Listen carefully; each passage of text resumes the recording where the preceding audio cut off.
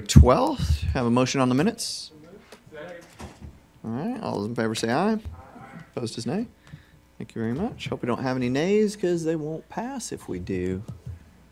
All right. Madam Clerk, I do not believe that the first part of this agenda should be very strenuous. Councilman Ledford, we did cover all these planning items last week, correct? Were there any issues among the council that need to be discussed under planning this evening that were discussed last week? Anything further? All right. Councilman Mitchell, Public Works and Transportation, same deal? Nothing further? I see no lights from anybody that may have issues with those from last week. We're going to jump right into our departmental report. Mr. Messer? Mr. Chair, Council, how are you? Look, there's instructions for me here. Cool. So, as usual, I've only got a few hundred slides for you. And one of the things I wanted to kind of touch base with you guys on here, and I'll keep it short and sweet, but we've done a lot of work, and we've had a lot of money given to us over the last couple of years, and I want to show you where some of that went. Just to kind of give you an idea, I also brought, if you can see them here, you guys right here, Show and tell. Switches. This is a switch, and this is a server. Kind of give you an idea of the size. They come in a little bit smaller sizes, and they also come in not bigger sizes. But that's typically the size that we use, is what we call a 2U, 2-rack unit. So you understand what a server is. Our data migration plan, and this is the first time I can tell you this because obviously for security reasons we don't advertise where our data center is because it's like one of those terrorist things, whatever. But our data center, which is right up the road here on MLK, or was, is now completely clean. And we've gone from having 128 of these type of servers down to just 8 and still keep services up and running. And we've gone from 22 full racks to just 2 with space. And give you an idea here of what a server rack looks like inside of a rack. That's what a rack is. It's that big, tall, black case-looking thing, and all these servers kind of slide into them, right? And so do some of the switches. And we have these, we had 22 of those, and now we have just 2. We've reduced our physical space from 1,500 square feet to just 17 square feet. That's 2 racks. Our power usage, of course, has been reduced by 86% because if you've seen that data center over there, if you look in the back of it, there's 2 gigantic, enormous, have to get a crane to load them in, big HVAC units. And that is to keep all these things that produce tons and tons and tons of heat cool so that they don't burn up on us. And so that costs money. And then our backups, we've reduced 28% in both the upkeep and the cost of what it costs us to actually back up. And then, of course, by turning upside down our disaster recovery, I'll explain that in just a second. And what I mean by that is because we virtualized a lot of that, and what that means is we've got this server here, for example. Well, that one server can now host, say, 50 servers or 20 servers or whatever the load capability that we determine on that because we virtualize them. So that one machine has a bunch of little machines sort of virtually inside of it. And then, of course, putting some of that stuff out into the cloud, which we call Google Cloud or AWS, which is Amazon Web Services. And that keeps our costs down, and it also means that I don't have to have a server room full of servers. So all that space, just to give you an idea, if you look at this entire slide, that 16 by 9 slide, if that represents what the data center looks like, then that space right there represents what our current data center looks like, just to kind of give you an idea of size. So in all that, what does that mean? Well, that means that our move saved us $821,000. This is annual savings, by the way. Our camera deployments, about $152,000, and then if you include our VLANs, phones, and EPP savings over the last year, $275,000. That is a little over $1.3 million annual that we do not have to pay anymore going forward. And literally, that's what I have to bring you. Because, I mean, that's cool enough, right? Thanks, Brent. Very expeditious presentation. Yeah, I That's don't want to great. take up too much of your time. Nobody has questions? Nobody? Nobody? All right. Councilman Ledford. Thank you, Chairman. So great job at saving 1.3 million. So periodically we have before us the upgrades and we think, oh my gosh, here we go with another upgrade, 200,000, 300,000, 307. How does that number factor into this savings? It means this year when I ask for my budget, instead of asking for $2.3 million, I only ask for one. So it is, Yeah, it does. It reduces overall cost. It's long-term cost, but yeah. And this is actual dollars. and that's important because, you know, we talk about this the last couple budget cycles, and I've heard the comments, you know, when you were before us talking about your BFO, and that is, you know, money outlay. I'm glad you led this off with, here's what I've done with the money. Yep. And now we're seeing the fruits of the labor, I guess, and the forward thinking. So Correct. And there's one thing that you will see, because we do keep a surplus of money. We have a fund we call our technology replacement fund that Daisy's kind enough to give us money every year. And we use that. We try to keep a surplus in there of about $400,000 to $500,000. And the reason being is because these servers are extremely expensive. So if we have a disaster or something like that, we need to be able to react quickly and have money set aside so that we can do that. So if we have to go replace 4 or 5 servers, which actually house multiple servers now, or switches, we have that money in reserve to do it. And then, of course, replacing technology every 3 years, like we want to do on schedule, that also costs. But we're saving money. that's great. I'm glad to hear as we're going into budget season, our first department is up with a savings of 1.3 million. So I'm excited to see what all Any our other other takers? departments are going to do. Thanks for leading the way. Thanks, Brent. Councilman. All right, Brent, I see no further lights at this time. Thank you. All right. Appreciate it. I'll leave these here. We're running out of storage, so we're just going to go ahead Just and leave them start here, it's stacking fine. these up in here Not a as problem. we take the old ones down, if you don't mind. We'll make room. Yeah, thank you. Appreciate All that. good. All right, if there is nothing further for our regular agenda session, we will adjourn into, I believe, YFD committee with Chairwoman Coonrod.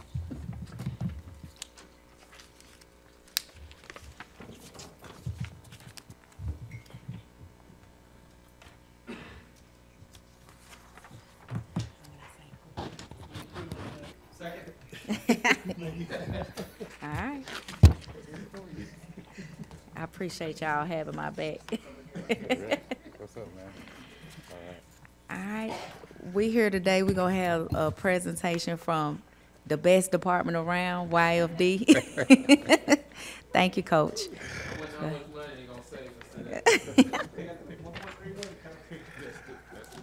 We're saving a lot of lives. You can't put price on that. All Yeah. right. Okay, Coach, you can share with Madam us. Chair, members of the council, it's always a pleasure to come to represent YFD and give you all a brief update on what's happening, the impact that we're making, touching many lives in many ways throughout the city of Chattanooga, and the many programs, the various programs that you have allowed us to establish by supporting our budget and helping us to establish these programs to touch people, change lives, and help them make better decisions throughout their careers and their development. So today we have a very special presentation by a very special person, Mr. Gary Rudolph, who oversees our leadership division. As you know, we have 6 divisions with 6 great leaders leading those divisions. Gary Rudolph oversees our leadership division, and he has some starship programs that he'd like to come and report and share with you some of the successes and progress that we've made in our leadership division. So at this time, I'll let Gary Rudolph come and share with us, and we'll come back and answer any questions that you may have. Gary.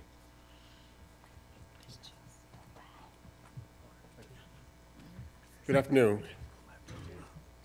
Thank you for the opportunity to talk about leadership. I want to make sure I use the term "we" because I have a great team of young people that help deliver this important work, and I'd like to just call their name for the record. Cedric Collins, Dolethea Powell, Wayne Brown, Brittany Rice, and Kevin Gwynn are the young people who do this every day, and I'm just the messenger today.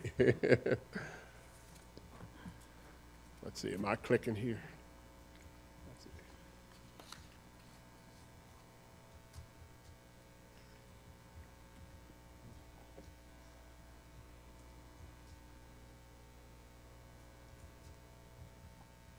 All right. All right, there we go. All right, so as Coach said, leadership is one of the 6 divisions of YFD, and you can see the work that we deliver. We work primarily with teens. We train young people in leadership. We help prepare young people for the workforce, and we also help to prepare young people for post-secondary education opportunities or training. So we help to get them into college. All right, we have a group of young people that we graduate every year. We spend about 48 weeks providing leadership and character building training, and at the end of those 48 weeks, we have a graduation ceremony with those young people.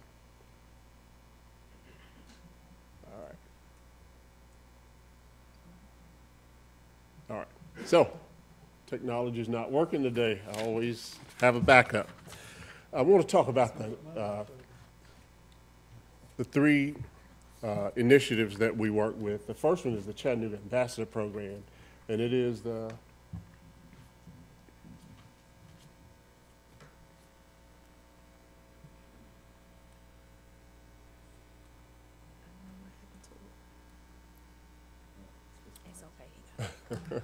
It's okay. We'll make.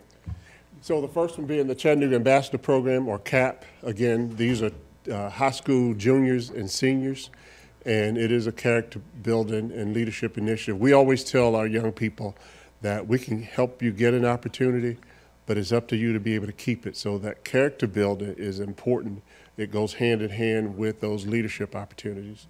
The second initiative that we work with is called My Brother's Keeper, and many of you may have heard of the My Brother's Keeper initiative through the White House when Barack Obama was president.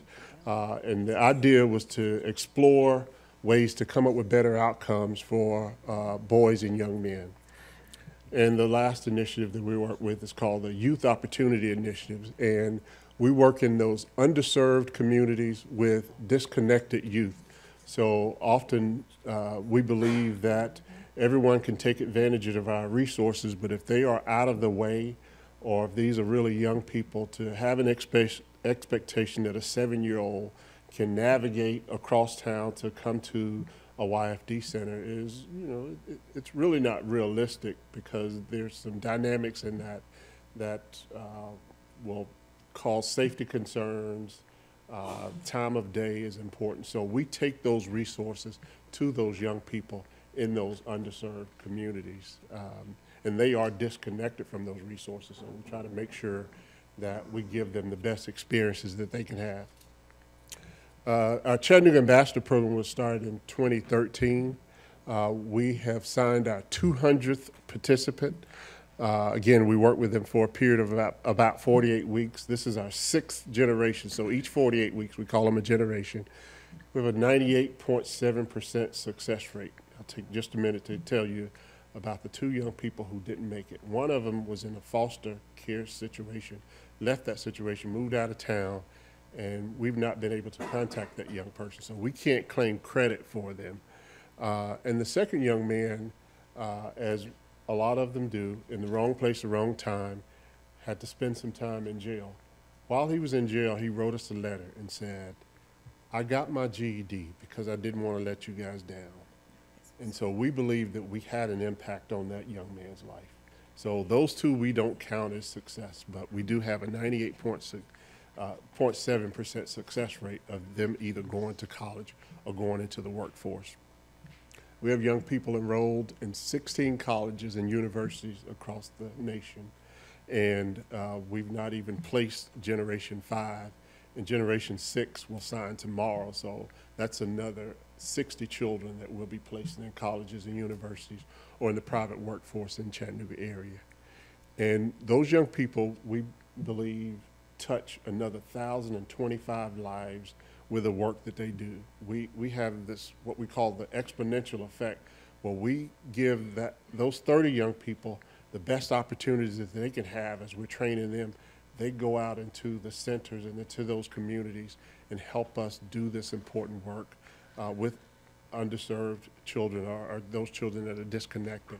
And so each year they have an impact of touching about another 1,025 lives. And they help us with those other two initiatives. So the Chattanooga Ambassador Program, each group of 30 kids really help us to make a difference across this city, and we're really proud of the work that we do. Any questions?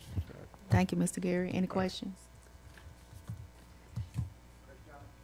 Thank you all. Thank you. I was informed that you all wanted an update on the grant, Family Connects grant, and Area Forward with the early learning is going to come and talk to us a little bit about the early learning program and the grant that we just received concerning that.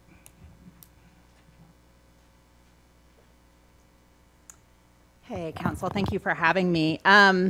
We are requesting on the 3-week agenda, I think there is a request for a $50,000 expenditure to complete a feasibility study for Family Connects, which is an evidence-based home visitation program out of Durham, North Carolina.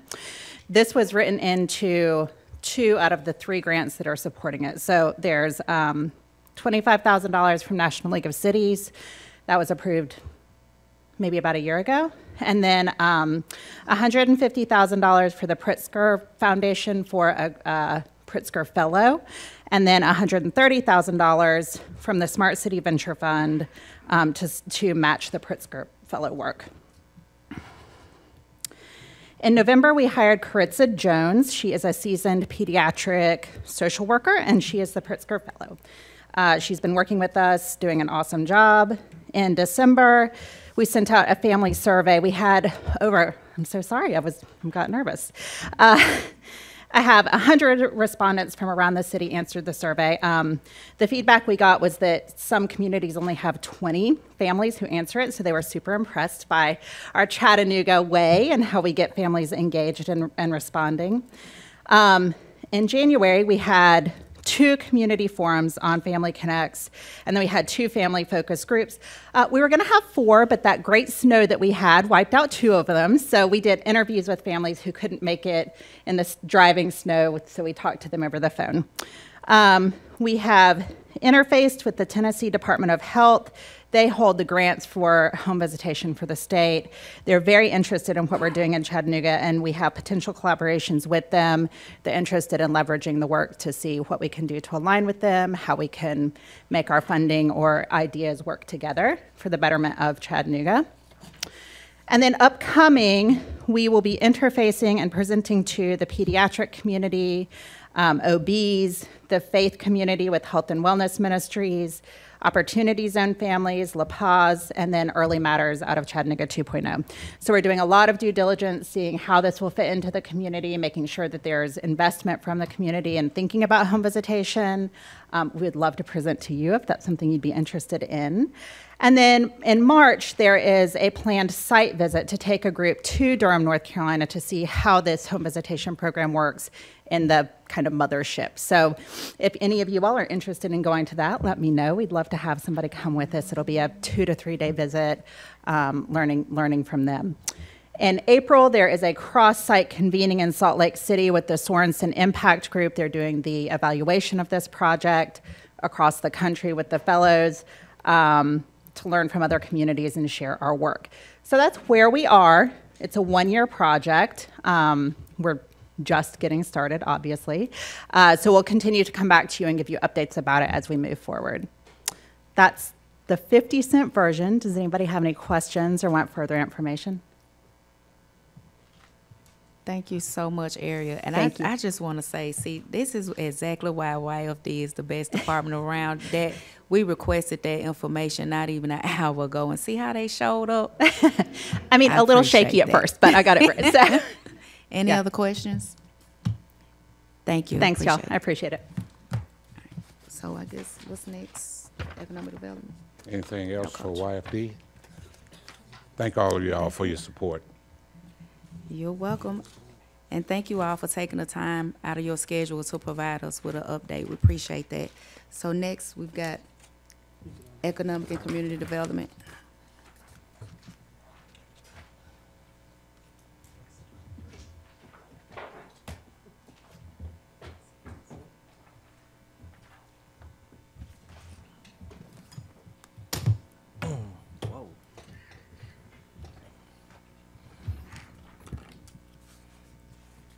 Motion to, thank you so much, Russell. Councilman Gilbert, I appreciate that. All right, we're gonna start with next week, Tuesday, February the 19th, 2019, ordinance first reading, 6A.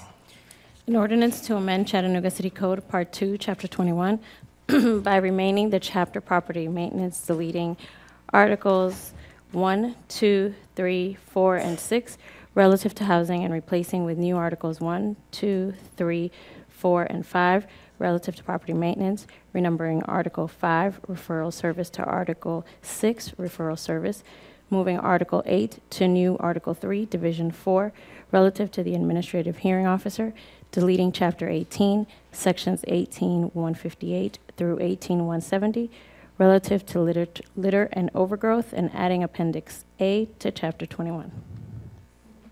Any questions? No? Okay, we're gonna move down to resolutions, 7A.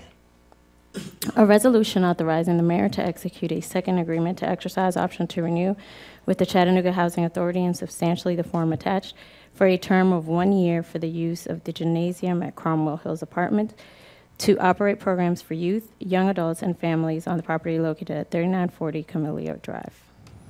Councilman Gilbert. Well, okay, thank you, Chair. I just want to thank Coach for his vision on this Cromwell. I mean, they didn't have any opportunity before he got involved, and it's a program working really well up there. Kids are excited. So again, I want to thank you, Coach, for your vision for Cromwell. Yes, okay. 7B, please.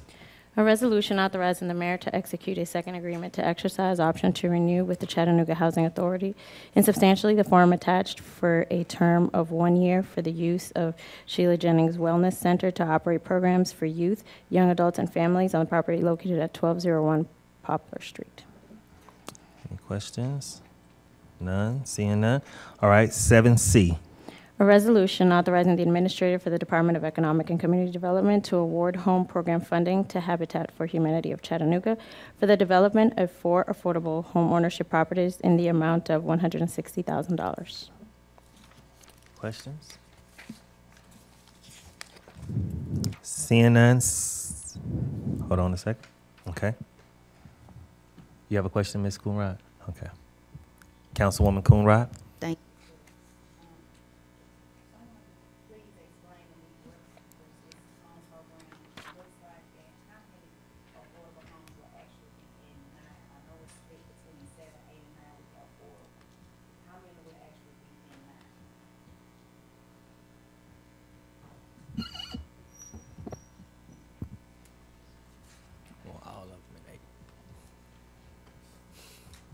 Councilwoman, I don't have the exact addresses with me, but I can get that to you by 6 o'clock.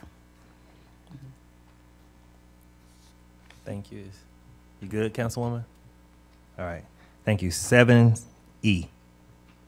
A resolution authorizing the administrator for the Department of Economic and Community Development to exercise the first option to renew the administrative hearing officer agreement with Judge Walter Williams for an additional 12-month term with 3 remaining 12-month extension options for a total amount of $25,000. Councilman Chip Henderson? Thank you, Mr. Chair. Ms. Williams?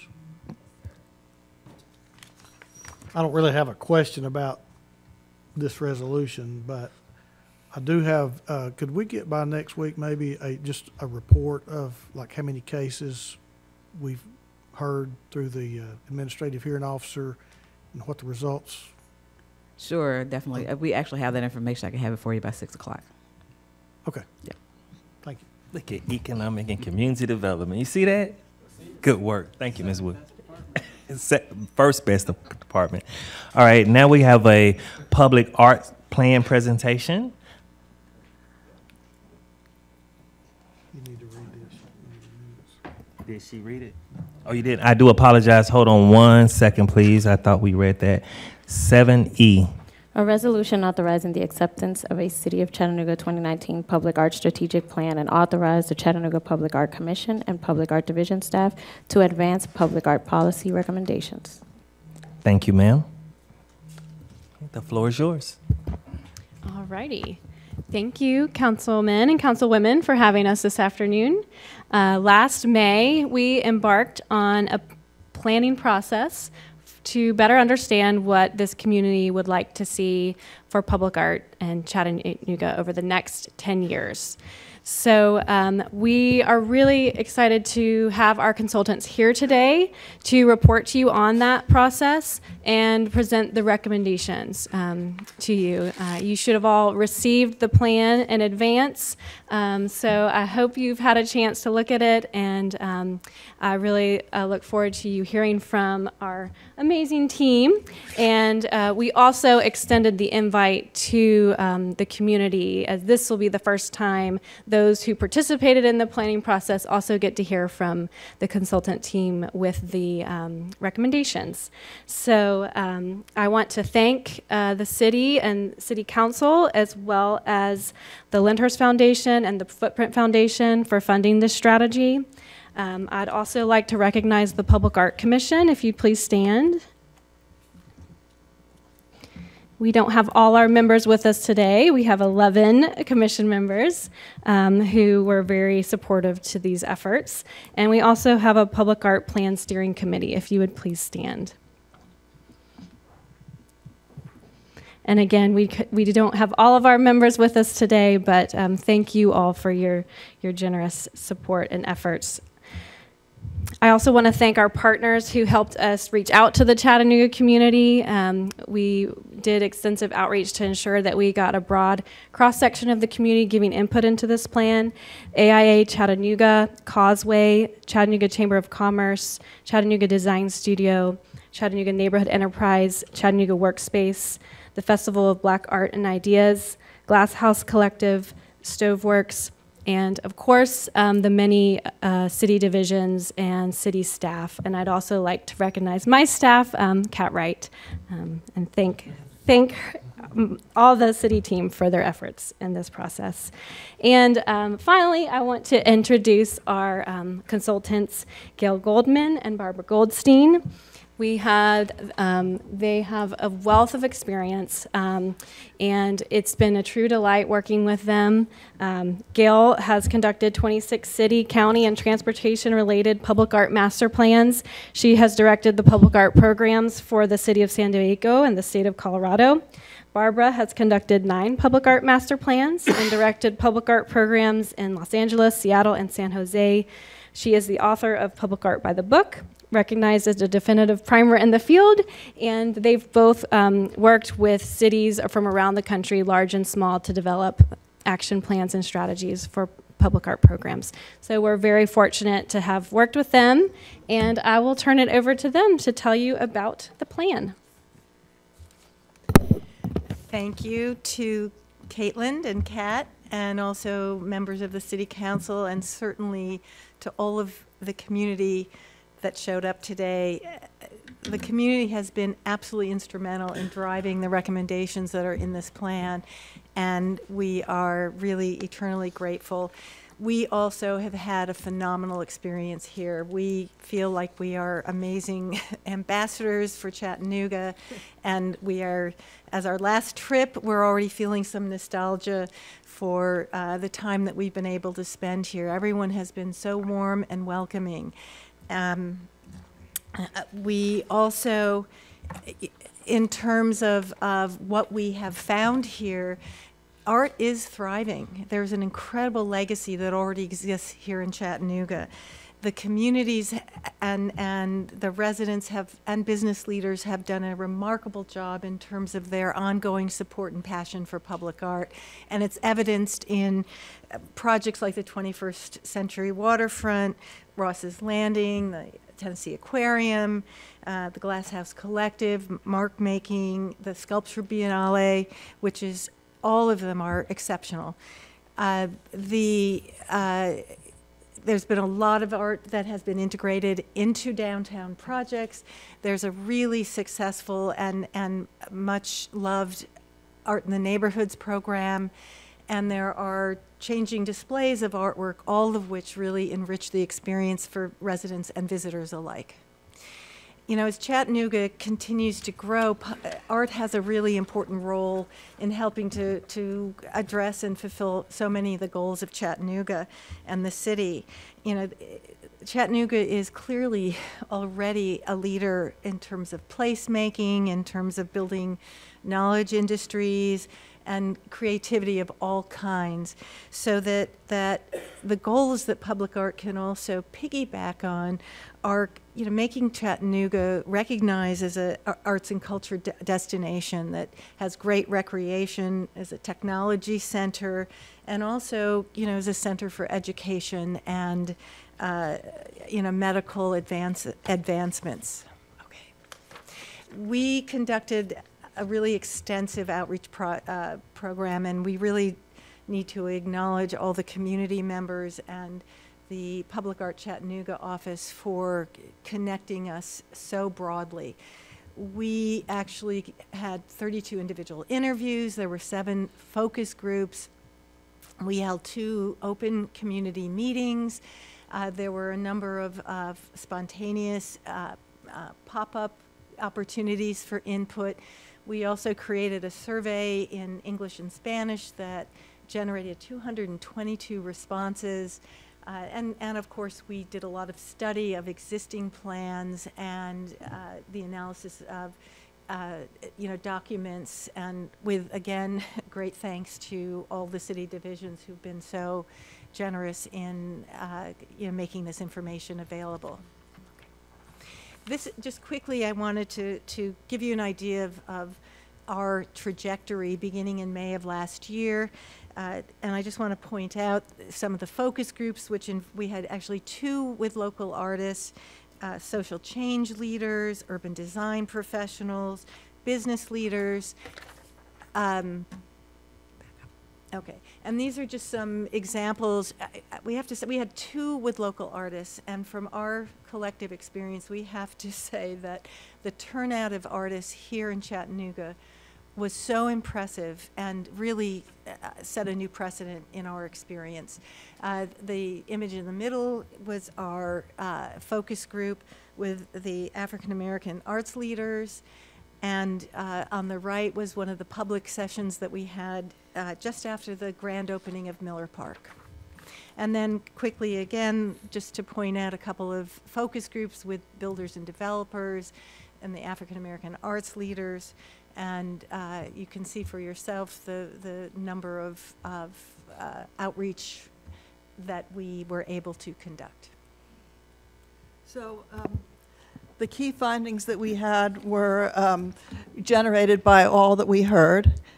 People were really interested in the idea of experiential learning and helping to build understanding between people, that art can actually be a way for people to really understand each other and each other's cultures, that public art can include a lot of different forms of creativity, not only statues or sculpture that are freestanding, but also other forms of visual art, literary art, music, can all be integrated in art in public places. That art can be used to build neighborhood identity, not just to do place making, but to do place keeping, which means building on what's already there, the cultures that are already there, and listening to the people that live in those neighborhoods.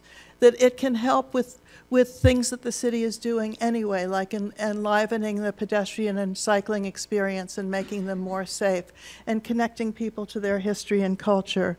What we heard in the stakeholder interviews were ways that we could really dig deeper into some of the complex issues that exist here, things like race, transparency of making the process more transparent, creating more opportunities for local artists of color. We heard from individuals about how public art could be deployed and make the community a better place. We heard from Stroud and Cynthia Watson about how important it is to continue community engagement and integrate art into the city's urban design. We heard from one of Charlie Newton's mentees about the need to access more spaces for art and tools for art. And from Layla Smith, a Howard High School student who wanted to see more art in the Alton Park neighborhood that reflects the culture of African American people and the Hispanic population. People want more art, and they want it to represent them in their communities. You skipped it, okay. Back. So one of the things that we heard a lot of was there's been a lot of art. It's been supported by communities. It's been supported by the business sector and by foundations. And everybody wants the city to take a greater leadership role. That this plan is something that the city will use to integrate art into the work that it does every day. And that the vision in this plan should be carried forward by the city, both through funding and also through being the stewards of the public art plan. Go to the next one. So these are the guiding principles that were developed by the people that we heard from, and both from the community and from the city departments, that it's really important to provide equity for the arts, both for artists and artistic experiences, to really celebrate the cultural assets of the community, to elevate the role of the artists, particularly local artists, in the creative process of how they connect people to place, to encourage multidisciplinary collaboration, as I said before, like connecting the spoken word with visual art, and to express Chattanooga's identity through the built environment. So here are some of the action plan highlights that we have. Go forward. That they provide direction. So again, public art is about creating place, not just creating new place, but building on what's already here. That we really think that it's important to prioritize this kind of activity in neighborhoods that lack public art now, that lack resources, in low-income neighborhoods that are already identified for things like streetscape improvements. To continue to support public art downtown in areas that have not had art, and to work with the departments, the communities, and the funders to integrate art into the city infrastructure and into economic revitalization projects. And public art empowers community. One of the things that we're recommending is that we feel is very important is that when a new project is created in a community, it's really important to embed an artist in residence in that community, a paid artist in residence that can help tease out the issues that are important to that community and identify how art can help to build the neighborhood and help to express its identity. And the reason that we put this slide up was this was a great example of how this takes place.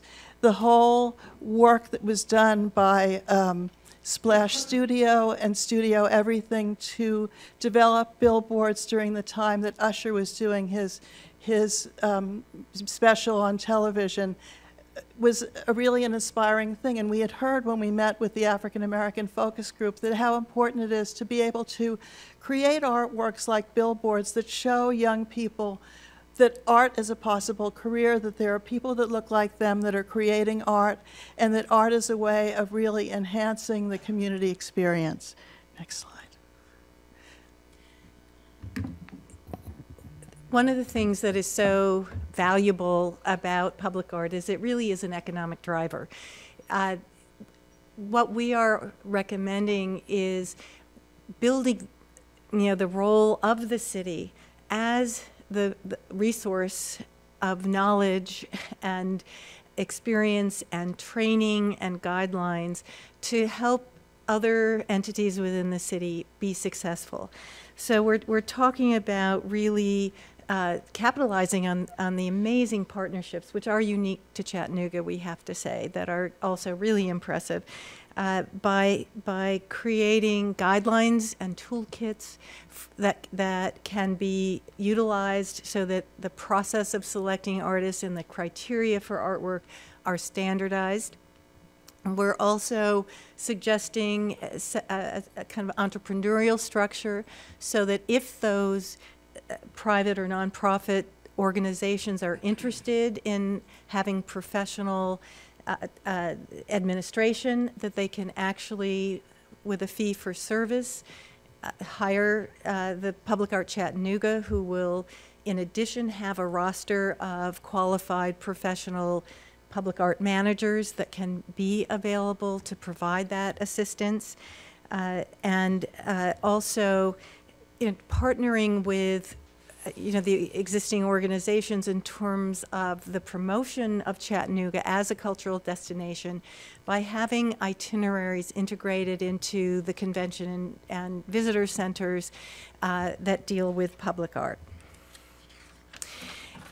To that end, we are also looking at what can happen internally that really focuses on the city being the leader that it has committed to being.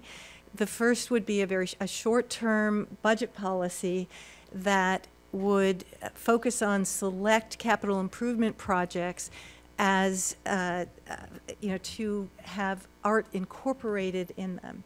We are focusing, because of everything we heard, on getting art into the neighborhoods. So the priority projects that would be selected are recreation centers, libraries, parks and open space, and major transportation corridors. In the long term, what we would recommend is that to sustain that % for art standard, to have an executive order or an actual ordinance.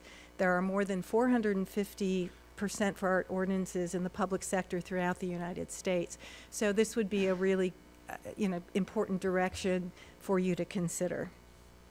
And to also continue supporting the work within the city. We're talking about having a roster of public artists that might be able to be available to help with the neighborhood reinvestment project, so there can be cross-department cooperation. We're also talking about staff capacity. So it's phenomenal. We're so impressed with Caitlin and Kat and what they've been able to accomplish. But to really implement the ideas that are in this, we're also suggesting that there be consideration of a collection manager, consultant project management staff, et cetera. Okay. And that concludes our presentation, and we are certainly open to questions that you might have.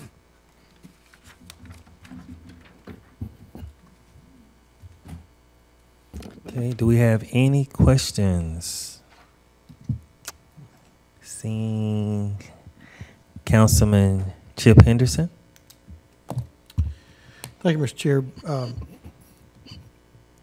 So a couple of things I guess I have questions about, and obviously we're not voting on this until next week, so if you need to get back with me next week, that's fine. I found just a couple of references to funding, particularly from the city's standpoint, the 2% of capital improvements. There's also a one-time fee for new development. Is there any other funds or revenue generating sources that in here that I'm not aware of besides those two?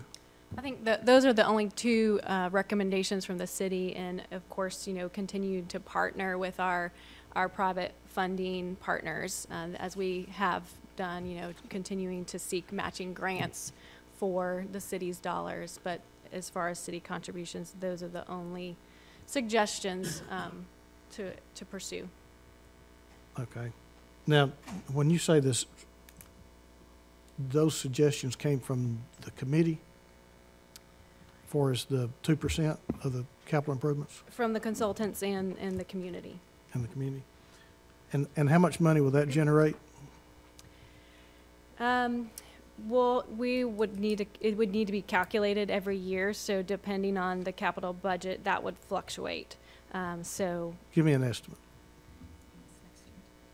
yeah, I think if we had calculated on last year's budget, we'd be looking at around $600,000. Okay. And then on the one-time fee for development, how many developers, it says that y'all, local developers were interviewed and suggested that this one-time charge. How many developers were actually interviewed? There were probably maybe 9 or 10 people there that were part of the building industry and developers, and Meaning they were from AGC, home builders, do you know? Yes. Yes, all of the above? Yes. Okay. And then, So they initiated those suggestions and worked through them in terms of what they felt they would be very receptive to. okay. And Mr. Attorney, Yes, sir. towards the back, it makes a suggestion that city-funded project agreements over 80,000 would need city council approval. How, I'm not sure how that's different. Sorry, that's incorrect. So that's probably pulled from another city policy. It would be over 25 So as it is just here. Am I reading that wrong then, or is that? It's it's an error. We need to revise it. So it is 25,000? It should be 25K. Okay. We will correct that. I'll be honest. We were talking about priorities a few minutes ago, and I can't stress how much, and I know probably everybody here gets tired of me talking about paving, but we've talked for some time about trying to set up a mechanism to where we could have a percentage every year going to our budget for paving, and it seems like there's always, have been some pushback. There's probably not a week goes by that somebody's not talking to me about roads in their district or in my district that needs to be paved. Even in the Velocity 2040 that the chamber is conducting right now, one of their top 4 or 5 responses from the people of Chattanooga was improved roads, road maintenance. I think I would be remiss if I voted for something for art that was tied to a percentage of anything in the budget before we had something in place that addressed our paving needs in the city. I mean, I think that is, I would say, the top priority of most Chattanoogans at this point over art. And I'm not saying I'm, opposed to the art. It's just we're talking about priorities and making sure that we have monies available for those things that are our priorities in our budget. And I think at this point, until we get the paving priorities settled, I'd have a hard time with the rest of anything else. Thank you. Thank you, Councilman. Councilwoman Coonrod. Thank you, Chair. Well, hey, I'm an advocate for art because I understand what it does to an individual in a holistic way. And I think it's necessary, just like paving is, when we talk about struggling communities. But I have a couple of questions. I emailed you like a list of questions, and I'm sure you probably are still working on those things. But when I look at the commission that stood up, and when I also look at the steering committee, I can't help but ask the question about diversity. How many Latinos or people of color do you have on the commission or the steering committee? We have 2 African Americans on our Public Art Commission, and on the steering committee, I believe we had 3 or 4 African Americans represented, and we had a Mayor's Youth Council, young Hispanic woman, and on the advisory committee. I would say we recently had 2 of our minority representatives on the commission move, so we did have an Armenian woman as well as a Filipino man. So it's something that we are very aware of and try to address intentionally. It's a challenge in the art and design community locally, and it's something that we'll be working to intentionally tackle in the future.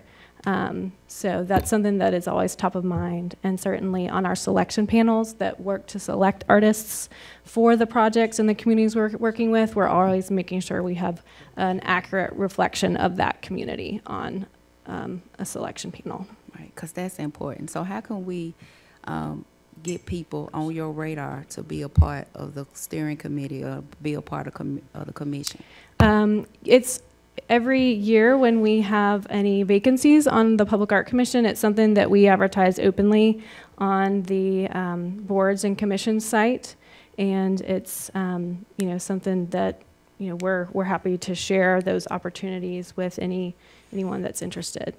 Thank you, I appreciate that. Now, a couple of questions that I have is, I love the presentation, but what direct impact will this plan have in our struggling neighborhoods? Because we see art all throughout communities that are thriving, but when I look at Eastdale or when I look at the East Chattanooga area, if I look at certain parts over in East Lake, like I don't see that beautiful art over there. So what could you? I think that that's a really important question, and it's something that we addressed in the plan, and I know that Caitlin is really committed to continuing to address. And the reason that we talked about the idea of having artists in residence in communities was because that's the way to really begin getting people to think about how art in its many different forms can enhance neighborhoods that are under-resourced, and by bringing in artists of color that are local African-American artists, Latino artists, into neighborhoods that are African-American and Latino, you can begin to create a framework where you've got role models that are working with people in the neighborhood. And you've got a really good example here in Glass House Collective, and there are other examples in other parts of the country where people go in, they live there, they're committed to the neighborhood, and they build community, and then help the community to articulate what it is that they want to represent them. And it's, instead of being something that's hit and run, it's something that is a long-term commitment, and that the artists that are in residence and communities are paid to be there. And I think that that's a really important thing. It's more than putting something into a community and saying we're done. It's really, it's no different than having a community center in that neighborhood. Mm-hmm. Mm-hmm. And just to highlight a few other people, I know our go-to is often the Glass House Collective for these struggling communities, but we have people that's boots on the ground daily. Tanisha Irvin, we've got Chris Mack that's on the ground, we got Mr. Moreland, we got a lot of people that look like the community that's doing those grassroots efforts as well. Now, you mentioned in your report here that one of the points was to develop a roster of regional artists. Do you mind helping me understand what a regional artist is and what that looks like? Sure. So the way we're thinking about regional artists is Chattanooga area artists. Ideally we'd be working with a local artist that has an existing relationship with the community here that we're trying to reach specifically. If we aren't able to find that, then we would look at the 16 county region sort of around Chattanooga. And then one last question, because I'll save the rest of the questions for you to answer. And I did send you responses to all of your questions. You should have those. Okay, thank you. You mentioned about hosting a one-day orientation session in the communities. What was the determining factor to host a one-day session versus an ongoing community sessions? I think that was just an example of an idea, for something that we could do. It could be any number of days as needed. So that's, everything in the plan is suggested for us to pursue further. So, I think certainly more than one day would be appropriate. And that's also in the context of an artist in residency. So you want to have a kickoff to draw people, and that was in that context as well. Well, thank you. I appreciate you taking the time out of your day to present this to us. Like I stated earlier, that art is very important to me. I understand what it does in a holistic way for an individual, and I can see the positive impact that it will have most definitely in the struggling neighborhoods.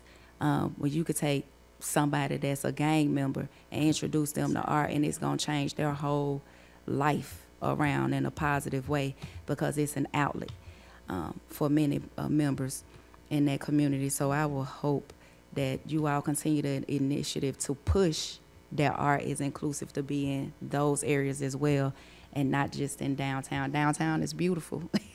I can't think of another space we can put another sculpture, but we got plenty of room in the East Chattanooga area. It's a lot of room in the East Dale area. That was a plug. And like, once it's time for an appointment, please reach out to me so we can make sure that we get a more diverse group of people on there, Latinos, people of color, and people with diverse backgrounds to be included on the commission and also the steering committee. Again, thank you. Thank you, Councilwoman. Councilman Gilbert. Sorry about that. Councilman Darren Leffert. Thank you, Chairman. Great work.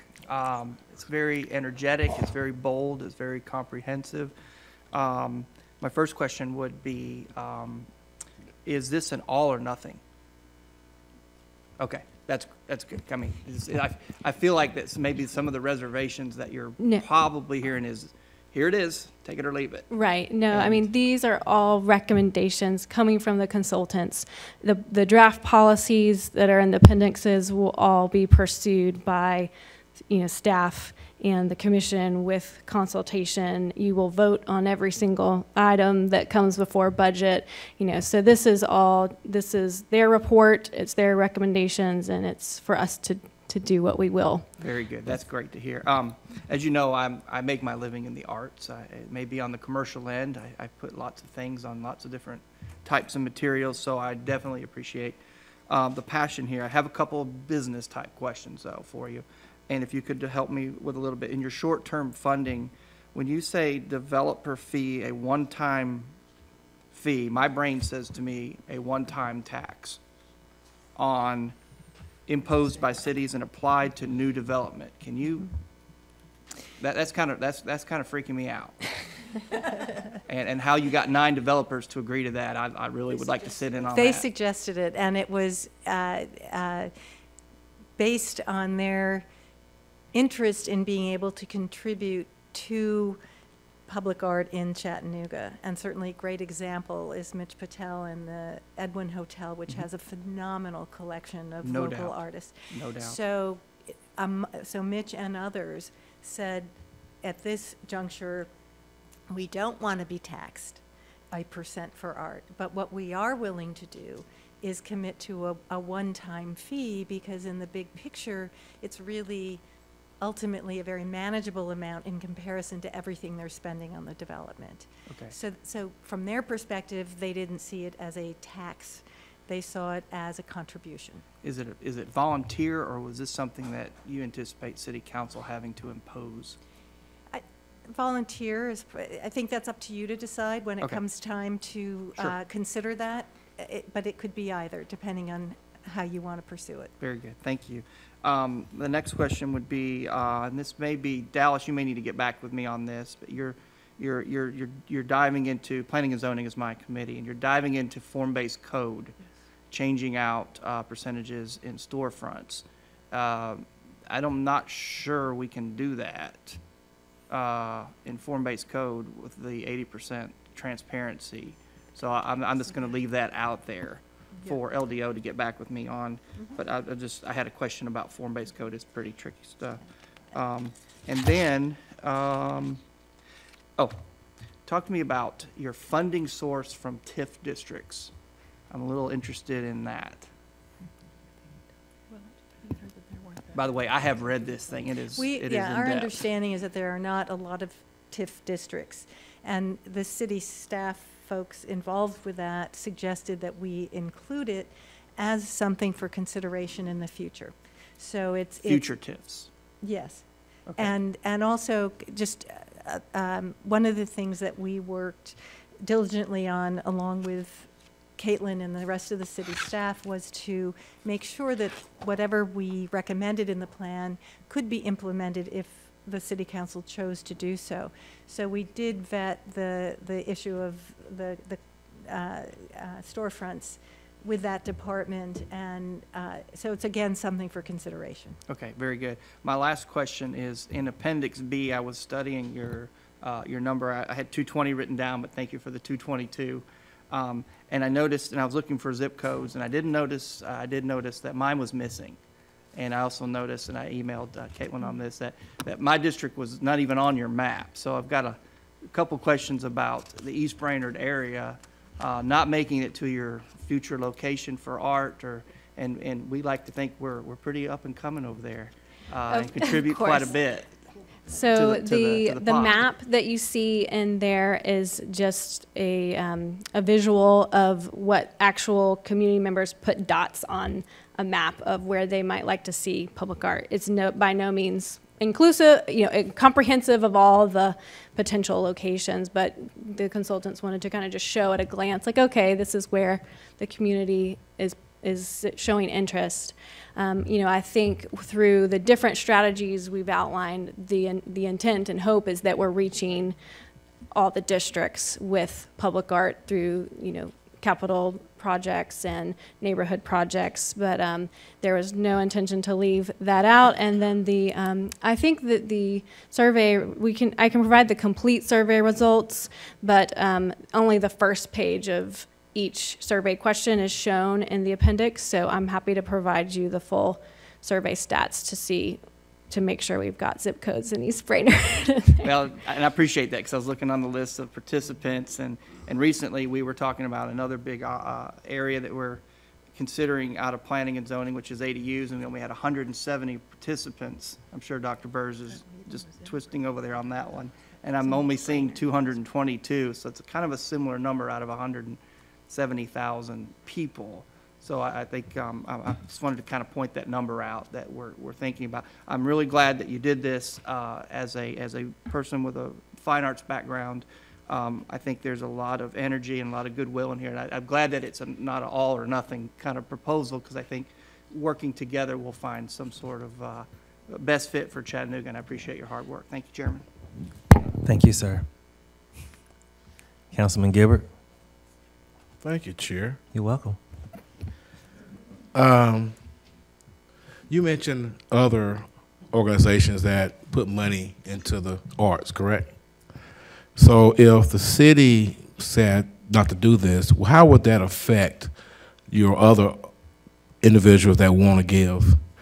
Oh, well, if we have no skin in the game, will they actually still give, or will they give less, or will they have concerns? I think that really by the city putting its money where its mouth is and saying this is the direction that we think that is important to go, it will reinforce the funds that the other organizations are giving, because we heard from not only the community but also from funders that they really wanted to see the city take a leadership role.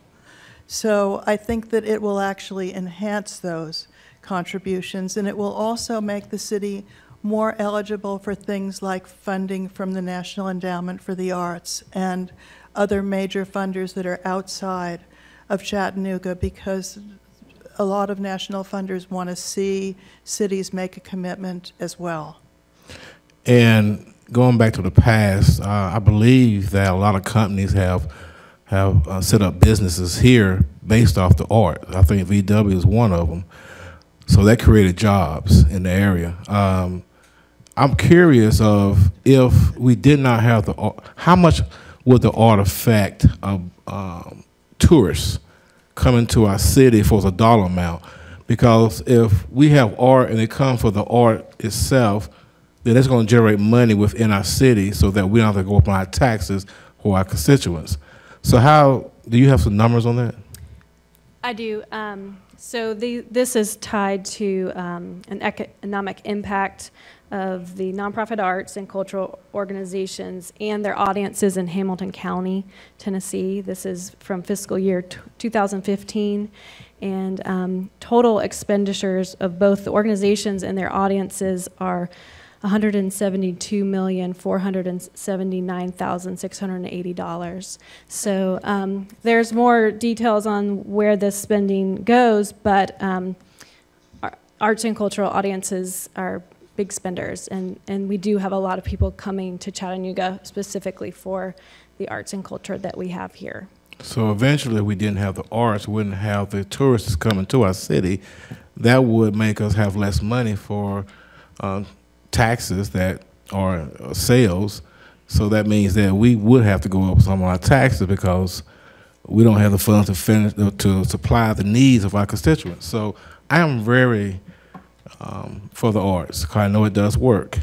I agree with Councilwoman Coonrod. If we have it throughout the whole city, it will look a lot better. Some areas have more than others. Downtown is one. But I hope in the future that we start looking at other areas so that the tourists can come to different places inside the city of Chattanooga to enjoy, like the Greenway is one of them. And I know you have done some things with the Greenway. Hope we do more. But it helped the other areas move forward. So I do appreciate everything you do. Good job.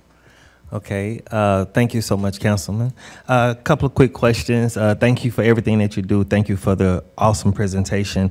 Just some things that have been bothering me. I tried to get back to you. I'm truly sorry. Thanks for the call. In a lot of the poor communities, I do see art, and I was just wondering, is it a process or is it what people want? It seems to me that I see more paintings and drawings in the poor communities, and I see more interactive or physical structures in the more influential communities. Can you explain why that is? I think that up until now, a lot of the work that's been done in the poorer communities has been done with young people and has been funded at a fairly low level, and it has not been a sort of intense and longer-term commitment. Okay. And our recommendation is that there is a longer-term commitment, and that kind of work that you see is a really good way of priming the pump, and you want to use it as the way to step up to the next step. And young people can also be apprentices to the professional artists that come in and help to do something more ambitious. Okay, and I hate to say this in the year 2019, you know, it's sad, but, you know, in saying that, you know, the perception that a lot of constituents give us is that when they look at the drawings and things that are done in the poor communities, it's graffiti, and it lessens their property value or is bringing their community down. And when I'm talking to them about these things, I'm trying to explain that this is art and this is a way of, you know, bringing more beautification to the community. But when people drive through and see, you know, you get that type of feedback. And that segues to the next question, is that a lot of African-American artists, they say when in Chattanooga, when it comes to them getting jobs or getting opportunities, they can have amazing educations, they can have amazing talents, but when they get to the door, there's no vacancies, like, hey, we don't have any room for you. How do we connect those lines and make things a lot better for some of these artists? You know, we have heard that loud and clear, and actually being here has been a really great learning experience for us, because typically the way that public art works every place is that you throw out an application and you say, we're being really equal, anybody can apply. Mm-hmm. And what we've really learned here, and really hearing a lot more of this every place, is that's not good enough, actually. And one issue that you always have to overcome with situations like that is the issue of the way that government does procurement, mm-hmm. where on the one hand, we all think that when we do procurement and we say anybody can apply, that makes it fair. It doesn't actually, because a lot of times you have to go through so many hoops that it makes it really difficult for people that have not had those jobs before to get new jobs. So one of the reasons that we're recommending things like artists in residence and more focused outreach is to kind of overcome that and to figure out ways that you can get people that maybe they've done amazing art, but they've never done art that is more durable and in public. Overcome that issue and bring them into the process by providing opportunities for them and providing technical training that will help. Because everybody has to start someplace, and some people have got an advantage over others, and so it's really important to actually become much more focused in the way that you reach out. Okay, okay, all right. Thank you so much, and thanks for the presentation. You're very welcome. Hold on 1 second. Someone snuck in there. Councilman Oglesby. Thank you, Chair. I want to thank you all and commend the Public Art Commission for taking the lead and seeing what art can do for this community. Being the representative for downtown, I see a lot of benefits, but at the same time, I've seen what can be done in neighborhoods, and a lot of the things that's been done in the neighborhood have been done by individual art agencies, not necessarily the city. So I compliment the art community for taking that lead, because I've seen the positive things that can happen when children, particularly in those communities of need, are involved in that process. So I totally agree with my colleagues that we need to step that up, but at the same time, it's a community effort. It's not just the work of the city, but it's everybody in the art community that's sitting out there now that I personally know have been doing a phenomenal job in helping transforming not only downtown, but communities of need. So I just ask everybody to continue to work together, and regardless what happens from this, you know, we are a better community when we do that. So once again, thank you for your efforts, and thank you for the presentation. Yes, and please don't leave. These guys are very serious about these questions. Next, Councilman Gilbert, then Chairman Ken Smith.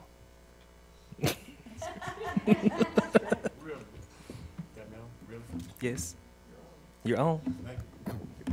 Hit your button. There you Thank go. you, sir. You're welcome. I have a lot of constituents ask me specific things about Samuel Jackson, and he has done so many great things, I mean, throughout the world. I would love to see something in his behalf, a statue or a map going through an area of explaining some of the things that he has done throughout his career, so that other kids could see this young man came from Chattanooga, Tennessee, and he has done all these things, Star Wars, X-Men, Triple X, whatever you can. He has been in so many movies. We need to do something, hopefully, for him to recognize the accomplishments that he has done in this city or in the world. So hopefully you can, well, he done a lot. He does a lot for people. He does a lot that he don't tell people about. He put money into the city, but just don't announce it, but he does a lot. So I'm looking for something like that that can encourage kids, give them history of, I could do the same thing. Well, the good news is that one of the recommendations is the creation of a public art fund. Actually, there is one that is in place that would allow for some of the funds from the Percent for Art to accumulate and then be used in a discretionary way to continue the efforts of public art. And when it's not tied into a particular city improvement program project. So that then turns over to the Public Art Commission to make recommendations on an annual basis of how those funds could be spent. So that's the type of thing that they could consider. I hope that you will strongly ask them to consider that. Well, they're here, so you're... Hey, strongly, we want to see that. He has done so much for this area, for the city, for not the city, but also he done for the country. Thank you. Councilman Ken Smith. Thank you, Mr. Chairman. Only had to wait 3 turns, but that's all right. Caitlin, thank you, and thank you to our consultants, the commission, and the committee. After seeing the packet, I can only imagine how many hours were actually put into doing it. I expect a significant amount. So I have a couple of questions before a couple of statements I have. You mentioned, and Councilman Henderson pointed it out, as far as the 2%, specifically capital, could generate $600,000. What is your current budget? Currently, in the past fiscal year, we received $150,000 of capital funding for public art, and previous to that, it's been a $50,000 amount over the years. So that is our project funding, typically, from the city. Okay. But that doesn't include projects. That doesn't include all art funding. So that doesn't include Fallen 5 Memorial funds dedicated to special one-time projects. So the $600,000, when you total up the special projects in addition to the capital funds that are designated for public art, we're really not that far off year over year. We'd be glad to get you a breakdown of what that looks like. Yep. Thank you, Chief. That actually, I'm glad you pointed that out, because there's a substantial number of projects that are not included that the city is doing. Right. A lot of them. So we're very proud of those. So with that kind of increase, do you see operational budget increases, or I mean, I saw additional staffing and whatnot. That's all kind of been accounted for in this as well. Do you see that? Our operations should remain fairly consistent as they are now, with the designations for the specific capital projects. The funds have some flexible use to be to have admin support tied to those projects. So if we could hire a project manager or contract a project manager, sorry, not hire, to assist in managing one of those capital projects, then that's where we increase our capacity. So we're hoping to stay fairly much the same operational cost and really have that public art fund contribute to maintenance as well as project administration. Okay. And one of the reasons I asked wasn't really as much as the increase in budget, but when we're talking about the arts and other programs similar to that, some organizations are really good at raising money for the arts and then spending the most of it on administration rather than actually getting it to the artists. So I think that was great. I appreciate that. The city currently funds other art organizations. Do you see this having an impact on that, or is this your impression of this would enhance that, be completely separate? How would you see that going? It would be definitely separate and, different. I think Arts Build is one of our great partners that receives city funding and focuses on arts education and, community grants and other things. So it would really, our work complements their work, I think. We're covering areas that they're not covering. So be different and not take away from what they're doing. So you're saying we should not fund Arts Build anymore? No, that's not what I'm saying. Oh, I could have swore. Sorry, Dan. I've heard in the presentation mention of many types of art. I couldn't agree more. Matter of fact, it's quite irritating for somebody such as myself that the majority of conversations around art have to do with statues. So how do you perceive moving forward with other types of art? I heard music, performance art and those types of things. But because this particular piece, or at least one of the biggest pieces of it, the 2% of capital, how do you see that moving forward? And I'll get to the regional artist piece in just a minute. Yeah. But funding other varieties of art beyond what might be a statue, which you might look at as a capital project as opposed to a performance. when money comes from bond funds or capital funds, sometimes it's restricted to things that what you would call real property, right? However, that does not mean that you couldn't have a collaboration between, say, a poet and a visual artist to develop something that might be integrated. Say, let's just take as an example a streetscape project. Let's say you wanted to slow traffic down and you wanted to create something that would get people to sort of notice that they were coming into a neighborhood. You could create a project where a poet and a visual artist work together to create a series of banners that said something about the neighborhood. Or you could create an interactive piece for a park that combined a musician with a visual artist to create, say, a play structure that when you touched it, it played music. We have got lots of examples of things like that. So you have to be clever about it, because when you're doing something that uses capital funds, you do need to make something that's real, but you can be creative. And all art does not have to be something that's freestanding. It can be integrated into the work of a department and of a place, and use a variety of different media. And a really stellar example here in Chattanooga is The Passage. That is something that is incredibly successful and meaningful and profound and interactive. And its success is very much predicated on the fact that the artist got involved at the very inception of the development of that riverfront project. A lot of times statues are placed as an afterthought because they are coming in after something has been completed. The great advantage of having a percent for art integrated into the capital budget and capital projects is that an artist can be selected early on so that the opportunities are much greater. And the whole idea is to look for things that really become integrated and interactive, as opposed to being something that's on a pedestal.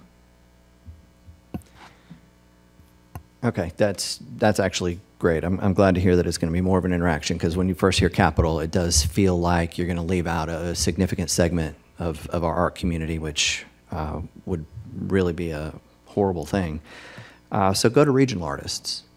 Caitlin, I heard it almost sounded like you would kind of have an idea in mind prior to looking for an artist.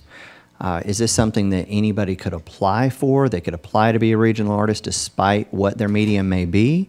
Or would it be you would reach out through whatever means and say, I need a visual artist, or I need a musician, or how would that piece work to create these regional artists? I think it could function as a roster of artists where the artists are applying to be pre-qualified as a regional artist. But I think it's each project, depending on the community we're working with, the area of town we're in. Our selection panels really assist us in identifying how we want to go about sourcing those artists and what will be most appropriate for that community. So you want to expand on that? Regional is really based on living or having a studio in the region.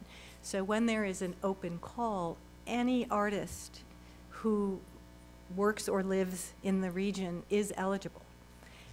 In creating a juried roster, it could be that artists are then pre-qualified based on their specific experience or medium in which they work, which then makes it a lot more efficient in terms of certain projects. Anytime there is a project that's available through an open call, there's a very detailed project description that also defines the goals and objectives. So it will very specifically say, we are looking for an artist team that includes a visual artist, a performance artist, a musician. Here are the goals of the project, and here, you decide if you're eligible.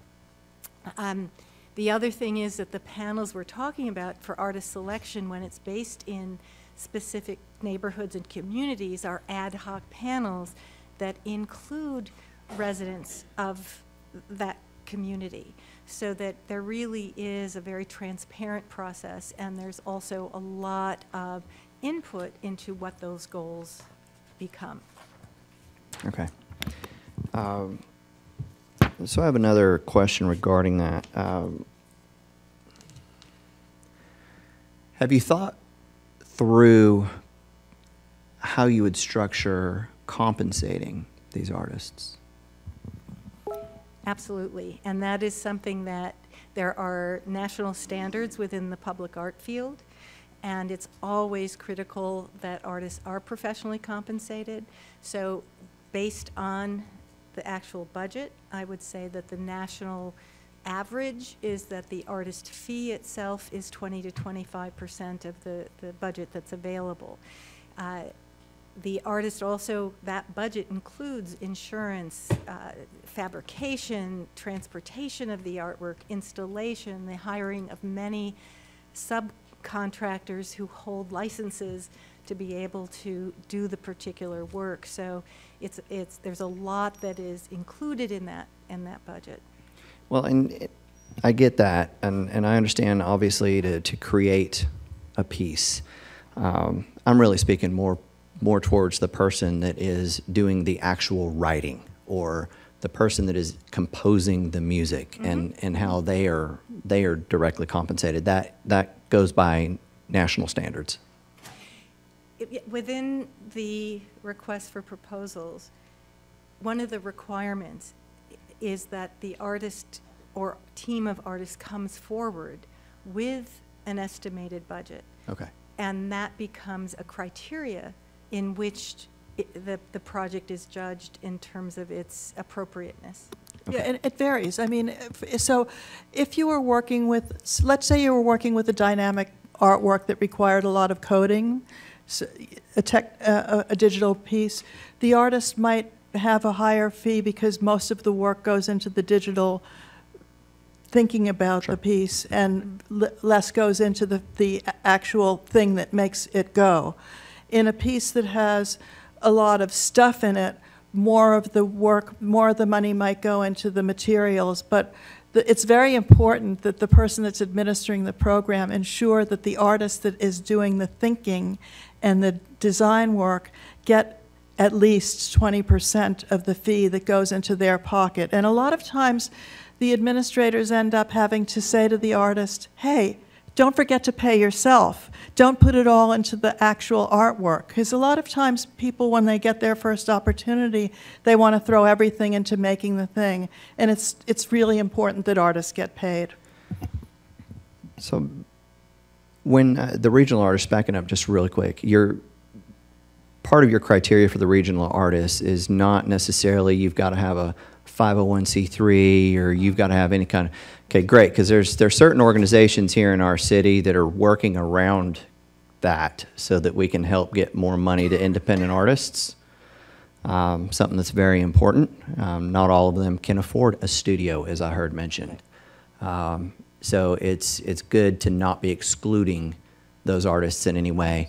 And I'm really glad to hear the importance, at least, of the consultants of paying artists, because we're really good here of expecting them to perform for free. That's not good. It's not We're really, really, really good about doing that. The passage is a great example. The opening of the passage involved, I don't remember how many, 30 or 40 dancers, and not a single one of them was compensated during that performance. So I'm glad to hear that part of this is going to be ensuring that the people that are doing that aspect of the work would also be fairly compensated for the project. I've only got one last comment. Many of you heard me say it, and it's not uncommon. What I would really like to see out of this, should it actually move forward, is not just a sole focus on what the art is. Everybody in here might have a different impression of what art actually is. A couple of my colleagues touched on it, but it's very important that part of this process needs to be about what art does. And if we continue down the road of only focusing on one aspect of it, there's nobody in here, artists or otherwise, that are going to easily find funding for it moving forward. It is something that you're going to have to focus on that aspect of it as well in order to procure funding from any sources, especially tax dollars. So I hope that is an important piece of what you move forward on. Thank you. Thank you, Mr. Chair. Thank you, Councilman. Seeing no more questions, we are adjourned.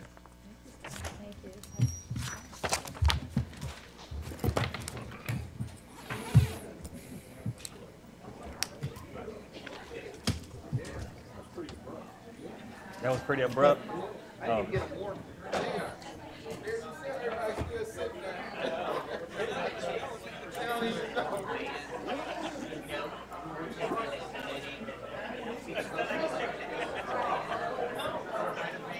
Do you have that van covered under your insurance policy?